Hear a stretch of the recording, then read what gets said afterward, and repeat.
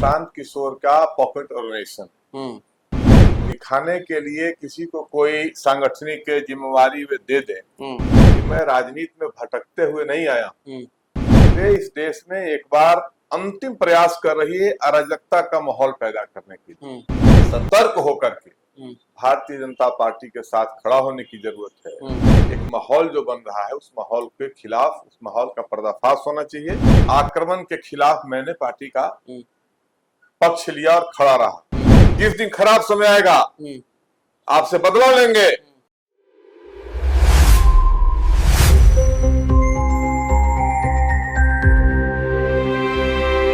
देखिए, आज से कुछ दिन पहले, मतलब ये कह सकते हैं जो 2 महीना पहले हम सुधीर शर्मा जी के साथ थे, हमारे बगल में बैठे हुए हैं और उस वक्त जनसुराज में थे और उससे पहले भारतीय जनता पार्टी में प्रदेश महामंत्री तक के पद पर रहे थे। लेकिन भारतीय जनता पार्टी से नाता खत्म इन्होंने कर लिया था। उसके बाद जनसुराज में रहे, लेकिन अब चर्चा में फिर से हैं। चर्चा में क्यों है ये आप भी जानते होंगे। जो लोग टीवी, न्यूज, अखबार ये माध्यम से चीजों को देखते हैं उन्हें पता होगा। भारतीय जनता पार्टी में इनकी वापसी हुई है, सुधीर शर्मा जी की वापसी हुई और सीएम सम्राट चौधरी से इनके काफी अच्छे संबंध रहे हैं और इन चीजों को लेकर लगातार जो इनकी मुलाकात हो रही थी, ये चर्चाएं थी जो आने वाले समय में सुधीर शर्मा भारतीय जनता पार्टी में आ सकते हैं। फाइनली आ भी गए हैं। कई सारे किस्से कहानियां इन्होंने सुनाई थी उस वक्त, लेकिन आज किस्से कहानियां सुनाएंगे कि नहीं ये तो नहीं बता सकते हैं, लेकिन जानेंगे इनसे जो क्यों आए हैं भारतीय जनता पार्टी में, क्यों जुड़े हैं, क्या उद्देश्य है, तमाम चीजों बात करेंगे। पहले आपका स्वागत है। धन्यवाद, नमस्कार आपके व्यूअर्स को भी। आपसे हमारी मुलाकात हुई थी, कई सारा गपशप हुई थी, पॉलिटिकल किस्सा हुआ तो लोग बहुत देखे थे वीडियो को। अब आज फिर जुड़े हैं। ये बताइए, जो ज्वाइन जो किए उस वक्त कहानी बता रहे थे, करेंगे कि नहीं इस पर एक संशय बरकरार था। अब ज्वाइन कर लिए हैं तो ज्वाइन करने के पीछे मनसा क्या है? देखिए, मनसा का विषय नहीं है। विषय इन तमाम चीजों के पृष्ठभूमि में कुछ चीजें रहती हैं। मैं जनसुराज में उन लोगों के बहुत प्रयास के बाद गया, लेकिन वहां जाना मैं मानता हूं कि एक दुर्घटना थी। और जनसुराज कोई पॉलिटिकल पार्टी नहीं है। ये प्रशांत किशोर का पॉकेट ऑर्गेनाइजेशन दिखाने के लिए किसी को कोई सांगठनिक जिम्मेवारी वे दे दे, लेकिन सूत्रधार जो एक नया उनका जो पद उनका है चलाया हुआ, वही पद सब कुछ है और उसी में जनसुराज समाहित है। कोई पॉलिटिकल सिस्टम नहीं, कोई ऑर्गेनाइजेशनल सेटअप नहीं, कोई पॉलिटिकल कल्चर नहीं। बिल्कुल जो है एक मतलब अपने मनमर्जी का संगठन, और जो प्रशांत किशोर कहे वही सही। और मैं जनसुराज से अलग होने वाला कोई पहला आदमी नहीं हूं, अकेला आदमी नहीं हूं। आप बताइए कि कोई पॉलिटिकल आदमी प्रशांत किशोर के साथ रहा हो। जुड़े कई लोग, उदय सिंह हम लोगों के पुराने साथी थे, नेता थे, बड़े सम्मानित परिवार से आते हैं। उन्होंने अपना घर दिया रहने के लिए, सारी व्यवस्था दिया। उदय सिंह को राष्ट्रीय अध्यक्ष बनाया और रबर स्टाम्प की तरह यूज किया। उदय सिंह छोड़ दिए। आरसीपी सिंह इतने बड़े संगठन करता थे, जदयू के राष्ट्रीय अध्यक्ष, पूर्व केंद्रीय मंत्री, अपने पार्टी का ही विलय कर दिया। उनको घर बैठा दिया, पार्टी में लेकर के अपमानित किया। देवेंद्र यादव पुराने समाजवादी नेता अलग हो गए चुनाव के पहले ही। मुरारी रसन अलग हो गए। सीताराम यादव पूर्व मंत्री, पूर्व सांसद अलग है। मतलब कोई भी पॉलिटिकल आदमी प्रशांत किशोर के साथ नहीं चल सकता है, इसलिए कि कहने के लिए नेशनल एग्जीक्यूटिव है, प्रदेश अध्यक्ष भी किसी को बनाया हुआ है, राष्ट्रीय अध्यक्ष तो कोई नहीं है। समझिए क्या एडहॉक व्यवस्था है। राष्ट्रीय अध्यक्ष छोड़ दिए, किसी को नहीं बनाया। प्रदेश अध्यक्ष बेचारा वेतन पर है, एक रिटायर ब्यूरोक्रेट, सज्जन शरीफ आदमी है, उसको कोई पॉलिटिक्स का पी भी पता नहीं है। तो बेचारे वो अपना है, को वेतन मिल रहा है, अपना काम मनोरंजन के लिए लगे हुए हैं। बाकी बताइए कोई पॉलिटिकल आदमी इनके पार्टी में हो नहीं है। तो इसलिए उस पार्टी में रहना किसी भी स्वाभिमानी पॉलिटिकल वर्कर के लिए, लीडर के लिए संभव ही नहीं है।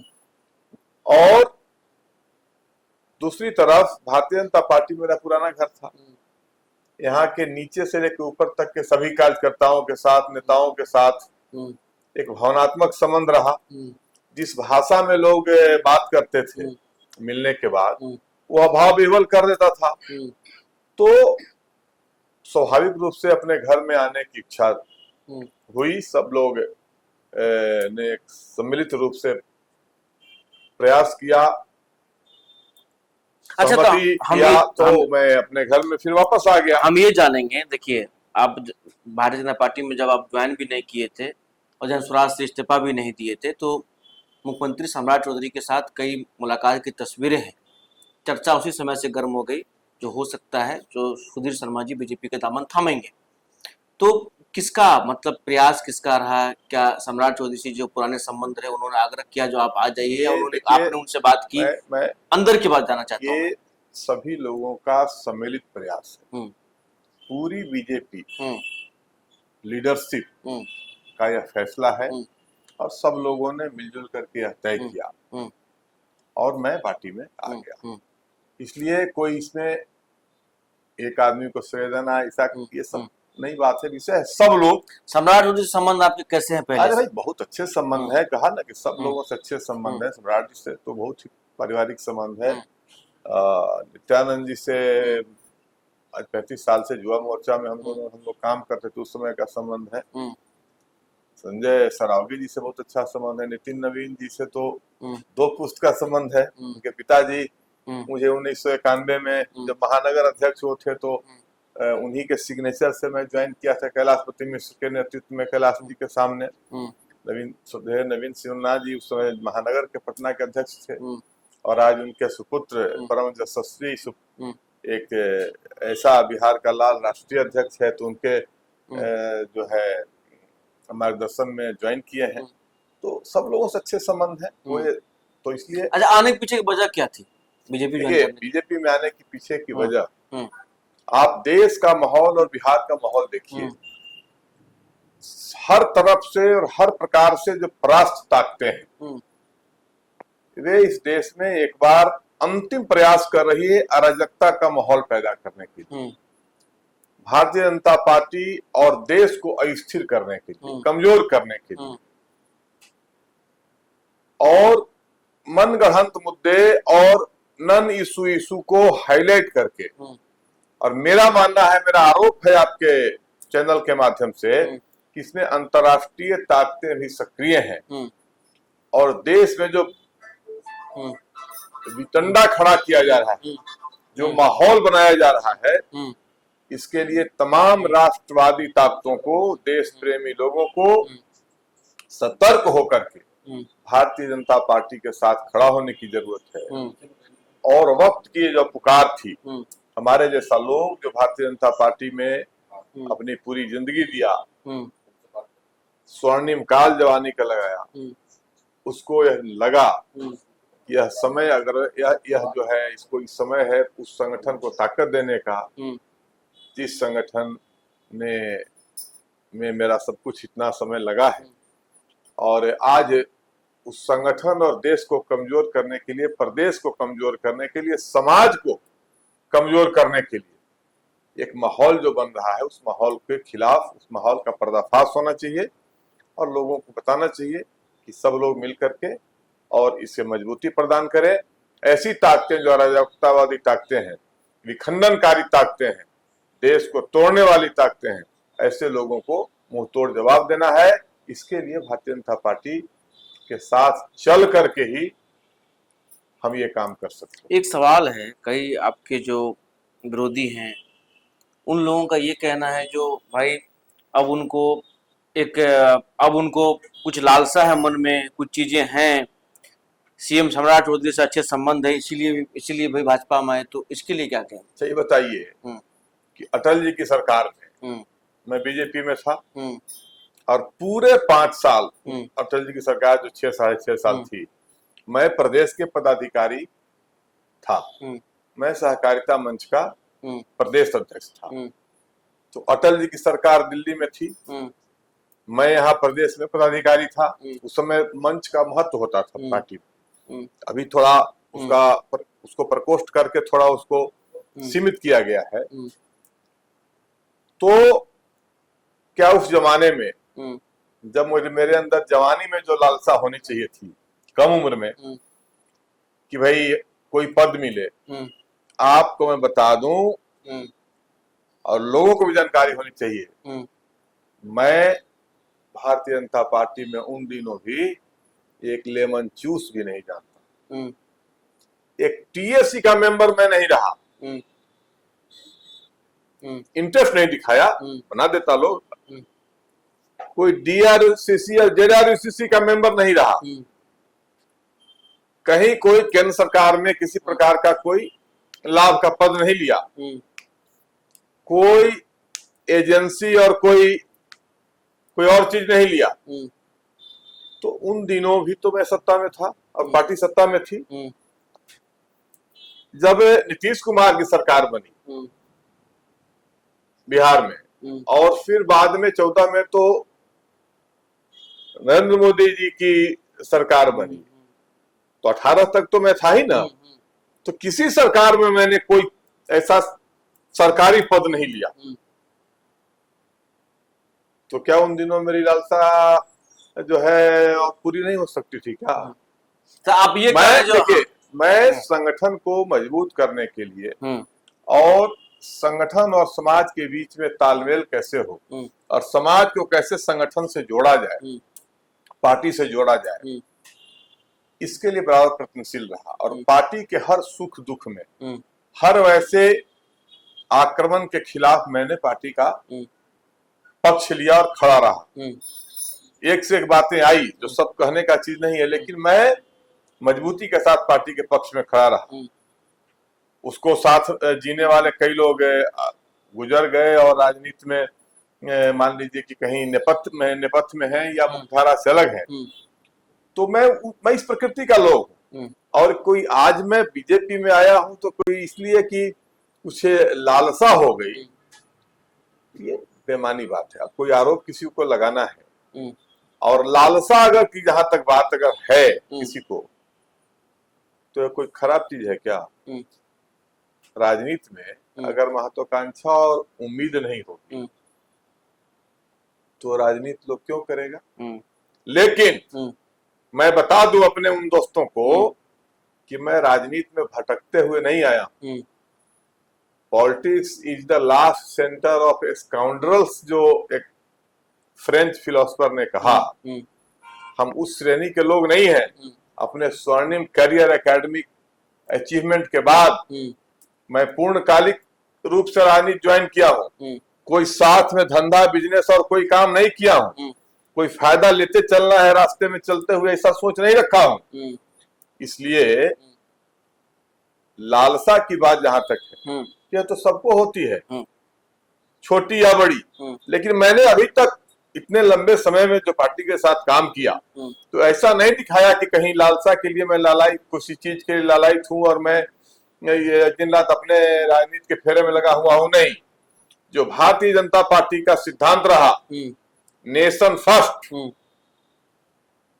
Party next and me last, हम उस प्रकृति के, उस स्वभाव के सिद्धांत को मानने वाले लोग हैं। देश मजबूत रहे, पार्टी ताकतवर हो, उस यात्रा में अगर मुझे भी कुछ प्राप्त हो तो ये कोई गलत चीज नहीं है। लेकिन अपना जो हित है वह सबसे अंतिम। अच्छा, एक सवाल बताइए आप। आपने कहा कलास्पति मिश्र के कलम से आप जो है, नवीन जी उस समय महानगर अध्यक्ष थे, उन्होंने रसीद काटा। ठीक है। उसके बाद सरदी सुशील जी से आपकी अच्छी बॉन्डिंग रही। सम्राट जी को कहाँ देखते हैं? बीजेपी में कोई उभरता हुआ नहीं? हम अपना सवाल सुन लीजिए, हमारा सवाल सुन लीजिए। कलास्पति मिश्र के बाद चर्चा किसी व्यक्ति की हुई तो सुशील मोदी जी की हुई थी। हम सही जहां तक हैं, चर्चा हुई थी भाई पार्टी को सींचने में। सम्राट चौधरी जी मुख्यमंत्री हैं, उनको कैसे देखते? बीजेपी के पहले मुख्यमंत्री हैं, क्या उनका जो कार्यकाल है बिहार को, भारतीय जनता पार्टी को संगठन के रूप में कहाँ देखते हैं आप?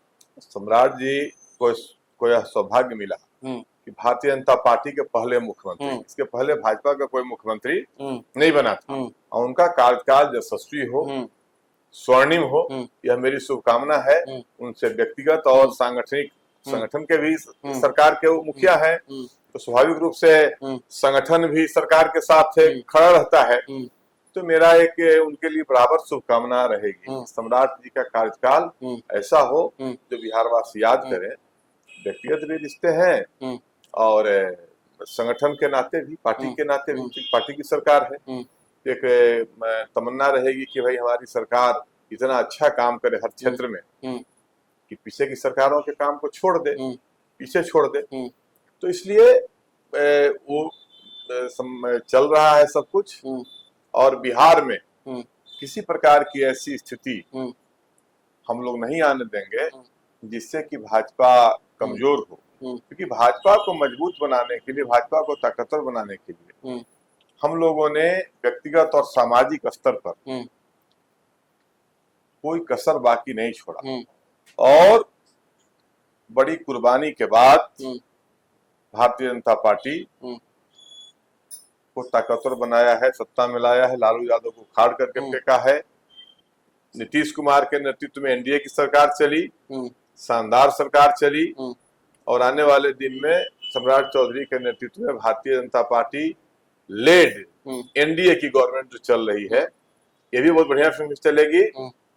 बाकी जो अस्थिरता पैदा करने वाली ताकतें हैं उनका कोई अता पता नहीं रहेगा। राजद को लोगों ने उसका जो स्थान है उसका सही उस स्थान पर पहुंचा दिया है। लीडर अपोजिशन, अब एक विधायक के कारण संवैधानिक दर्जा उनको मिला हुआ है। विपक्ष के नेता का एक विधायक खिसक गया, संवैधानिक दर्जा खत्म। और इस चुनाव जो बांकीपुर का हो रहा है, इसके बाद ये प्रशांत किशोर है जो हवा खड़ा करने वाले इवेंट मैनेजर, ये पूरा बोरिया बिस्तर समेट के बिहार से चले जाएंगे, कहीं अपना आने तक ठिकाना खोजेंगे। इसलिए यह समाज कतई ऐसा कोई काम नहीं कर सकता है हम लोगों का समाज कि जिससे कि भारतीय जनता पार्टी कमजोर हो, किसी वैसी ताकत को मजबूती प्रदान हो जिसको हम लोगों ने बड़ी शिद्दत से, बड़ी परिश्रम और संघर्ष के बाद ऐसे स्थान पर ठेल दिया है कि 25 स्थान पर ला दिया है, 25 विधायकों की पार्टी वहां पहुंचा दिया है। तो उसको फिर हम लोग उभरने का मौका नहीं देंगे। एक सवाल लेंगे, कड़ा सवाल है। आपने अस्थिर करने की बातें कही, क्या आप मानते हैं भाजपा में भी जो कुछ लोग हैं जो सीएम सम्राट चौधरी को अस्थिर करने की कोशिश कर रहे हैं? कि बीजेपी एक डेमोक्रेटिक पार्टी है, कुछ लोगों की मैं कह रहा हूं बीजेपी एक लोकतांत्रिक पार्टी है, और असहमतियों में भी सहमति किसी भी दल की खूबसूरती होती है। तो अगर यही तो दिक्कत है बीजेपी और बाकी दलों के में ही अंतर है कि बाकी दलों में वन मैन शो है, एक आदमी का निर्णय है। अब बताइए जुम्मा ये 4 दिन कहीं से पॉलिटिकल पार्टी बन नहीं सकी है। उस पार्टी की तो ये हाल है प्रशांत किशोर जैसी पार्टी की कि जिसके यहाँ कहीं कोई किसी का निर्णय का कोई मतलब नहीं है, कोई सामूहिकता नहीं है, कोई लोकतंत्र नहीं है, केवल और केवल अहंकार में जी रहा है। तेजस्वी यादव और इनके लालू यादव के यहाँ क्या है, वन मैन शो है। भारतीय जनता पार्टी तो आंतरिक और बाहरी लोकतंत्र में भरोसा करती है, और लोकतंत्र में कहीं ऐसा नहीं है, आप मानते हैं? नहीं, ऐसा नहीं है, ऐसा कुछ नहीं है। अच्छा एक सवाल हो, गुटबाजी है कि खत्म हो गया? अरे गुटबाजी किसको कहते हैं, तो अलग अलग परिभाषा दिया जाता है ना। मैं कहा कि अब नेता कोई आगे बढ़ा तब उसको लोग किसी गुट से जोड़ करके उनका गुट है, ये सब चीजें बहुत कम हुई है। आपको लग रहा है पहले से कम हुई है? हमारा कहने की जरूरत नहीं है, पहले जो था आप भी जानते हैं, कम हुई है क्या? देखिए कह रहे हैं ना, गुटबाजी जो है ये बिल्कुल एक वेग शब्द है, इसका कोई मतलब होता नहीं है, ना कोई स्पष्ट परिभाषा है कि क्या गुटबाजी, कैसी गुटबाजी। नेता बढ़ते हैं, केंद्र में सरकार है, बिहार में सरकार है, नेता बड़े बड़े नेता हैं, तो स्वाभाविक रूप से अब किसी के इर्द गिर्द कुछ लोग रहेंगे तो कोई गुट नहीं होता है। वह व्यक्ति के साथ स्वाभाविक लोगों का एक जमावड़ा पार्टी मैन का ही रहता है, लेकिन सबके बाद निर्णय सामूहिकता में होता है। सब लोग मिलजुल करके किसी निर्णय और निष्कर्ष पर पहुंचते हैं। यह भाजपा की खूबसूरती है, भाजपा की विशिष्टता है। जहां तक मैं जानता हूं सुधीर जी, मुख्यमंत्री बनने के बाद सम्राट चौधरी से हम भी मुलाकात किए और पुराना जो है एक परिचय था, पुराने समय से ही हम देखते हैं सभी कार्यकर्ताओं से मिलते हैं, सभी लोगों से मिलते हैं। क्या लग रहा है जो बीजेपी जो चाहती है बिहार में सबका साथ सबका विकास, वो तमाम चीजों को सम्राट की सरकार जो है या फिर यूं के मुख्यमंत्री सम्राट चौधरी जी पूरा करेंगे? अरे भाई, तो यही तो स्थिति है कि मुख्यमंत्री बनने के बाद सम्राट चौधरी दो बार तमाम मीडिया मैन से मिले, बड़े कॉर्डियल माहौल में मिले, उन लोगों का सवाल भी लिए। और दूसरी तरफ है प्रशांत किशोर जैसा इडियट आदमी, सिंगल भी मिलने का टाइम मिला। सुन लीजिए, सिंगल भी मिलने का टाइम मिला, सिंगल भी मिला, हमें भी मिला, और सामूहिक रूप से भी मिला। तो एक सहजता, सरलता, सम्राट चौधरी की सहजता, नितिन नवीन जी की सहजता, मिलने के बाद आज भी वही भाईचारा, अपनापन का व्यवहार, बाकी नित्यानंद राय जी की सहजता, संजय सरावगी जी की सरलता, एक लोगों से गर्मजोशी से मिलना, पत्रकारों से हो, आम लोगों से हो। दूसरी तरफ एक उदंड और जो है घमंडी प्रशांत किशोर जैसे लोगों को भी मीडिया में प्रशांत ज्यादा गर्म अपने हैं, ज्यादा नहीं, बहुत अरे भाई, गर्म है। मैं कह रहा हूँ आप गर्म हो गए, साथ गए थे, चुनाव भी आप लड़े थे, आपको गर्म नहीं होना चाहिए क्या? आप याद करिए कि जिस ढंग से प्रेस कॉन्फ्रेंस कैंप ऑफिस में होता था, क्या कोई पॉलिटिकल पार्टी उतना अपमानजनक व्यवहार किसी प्रेस रिपोर्टर के साथ कर सकती है क्या? याद नहीं है? प्रचंड गर्मी में और घंटों इंतजार करा के पत्रकारों को आना और उनको एरोगेंस के साथ लोगों को संबोधित करना, आपको गर्म नहीं होना चाहिए? मैं हमसे ज्यादा आपको गर्म होना चाहिए। और घुटना भर पानी में गए तो उसे याद नहीं है? अब आप नहीं कहोगे, आपके रिपोर्टर क्या होंगे? सहयोगी गए थे। ये तो किसी मीडिया मैन के लिए मैंने कहा था कि मीडिया के लोग जिस दिन खराब समय आएगा आपसे बदला लेंगे। आप अपमानित कर रहे हैं। आपने कहा था, मैंने कहा था, 3 बार कहा, 3 प्रेस कॉन्फ्रेंस। पहला प्रेस कॉन्फ्रेंस में जब मुझे भाई बुलाया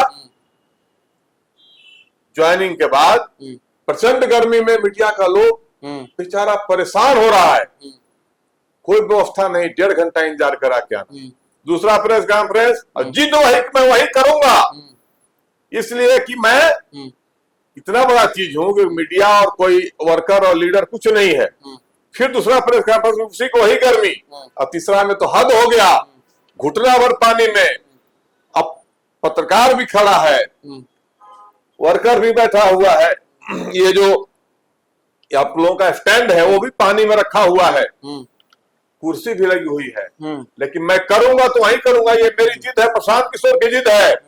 मैं आपके माध्यम से तमाम मीडिया के साथियों से पूछना चाहता हूं कि वैसे आदमी के साथ घूम करके आप अपने स्वाभिमान को ताक पर रख रहे हैं। वैसे आदमी के साथ मीडिया कर्मी का तो काम है, वो काम कर, क्या काम है? अरे भाई, युद्ध भूमि में जाना आपका है, इतना गर्म में कुछ काम कारण बताइए ना। अहंकार, वही अहंकार, घमंड और अव्यवहारिक आचरण, जिसके कारण, और वह जालसाजी जो बिहार के लोगों के साथ किया, हजारों लोगों के साथ किया, लोगों को और सब लोगों को ले जाकर के कहीं ब्लैकमेलिंग करके बेच देना, यह जो फितरत है, इससे बिहार के लोगों को सावधान रहने की जरूरत है। और उस झांसे में आने की जरूरत नहीं है कि अब आज के दिन में ब्राह्मण हो रहे हैं, आज के दिन में भूमिहार सेंटिमेंट लेने की कोशिश कर रहे हैं, कहीं जाकर के नीतीश कुमार के पुत्र बनने की कोशिश कर रहे हैं, भद्दी भद्दी गाली देने वाला आदमी, ब्राह्मण होने पर अफसोस करने वाला आदमी हमसे कहा है, अफसोस क्या बोल रहे हैं आप? हाँ, मैं कह रहा हूं, शर्म, ब्राह्मण होने पर अफसोस। और हम लोग अपने ब्राह्मण भूमिहार को हम अलग नहीं मानते, लेकिन भूमिहार के बाद की स्थिति तो कि मुझे तो मजबूरी में कुछ सम्मान देना पड़ा। विनीता विजय बेचारी पीछे पीछे घूम रही है, इतने बड़े परिवार की महिला, रघुनाथ पांडे जी की पतोहू और ललित विजय सिंह की बेटी, क्या हालत है, कहीं संबोधन में नाम भी लेता है क्या? तो कोई आदमी उस आदमी के साथ, अब तेजस्वी यादव को भारी गाली देने के बाद यादव सेंटिमेंट अपने पक्ष में कैसे करे, इसकी कोशिश। इस राजनीतिक छलिया और बाजीगर से लोगों को सावधान रहने की जरूरत है। और यह आदमी पॉलिटिकल सिस्टम के लिए दीमक है, खतरा है, और ऐसे आदमी को जमींदोज करना चाहिए। बांकीपुर और बिहार के लोगों ने तो कर दिया, अपना फैसला सुना दिया, लेकिन बांकीपुर के लोग चुनाव जो है 30 तारीख को, उसमें जो वंदना को वोट आया था 7,000, उसी के आसपास 10,000 से अधिक वोट नहीं आएगा। 10,000 लोग उत्तर हैं, जीत रहे हैं। 10,000 वोट आएगा। और नितिन नवीन जी 52,000 से जीते थे, वह अंतर नीरज सिन्हा 70 पार करेगा। 70 पार करेगा। 70 पार करेगा। सब वोट शिफ्ट होना शुरू हो गया।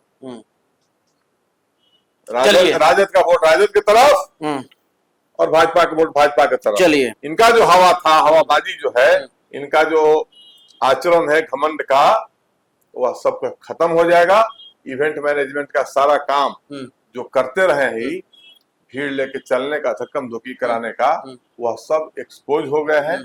और यहाँ के लोग इनको सही। चलिए, बहुत लंबी बातचीत हुई, हालांकि अब किस्सा नहीं बता पाए। पिछले दफे आज कई किस्सा सुनाया था इन्होंने, और हम भी किस्सा नहीं पूछे हैं क्योंकि बीजेपी ज्वाइन कर लिए हैं। लेकिन किस्से कहानी पर भी किसी दिन आएंगे, कुछ और चीजें जानेंगे। लेकिन सुधीर शर्मा जी भारतीय जनता पार्टी ज्वाइन करने से पहले भी न्यूज पीआर के दफ्तर में आए थे और आज भी आए हैं, और तमाम मुद्दों पर हमने बातचीत की, करे सवाल भी लिए। तो कह रहे हैं कोई लालसा नहीं है, पार्टी को मजबूत करना, आगे बढ़ाना है। तमाम मुद्दों पर हमने बातचीत की, क्या कुछ का वो भी आपने। बाकी ऐसे तमाम खबरों के लिए बने रहे न्यूज पीआर के साथ। बहुत बहुत धन्यवाद।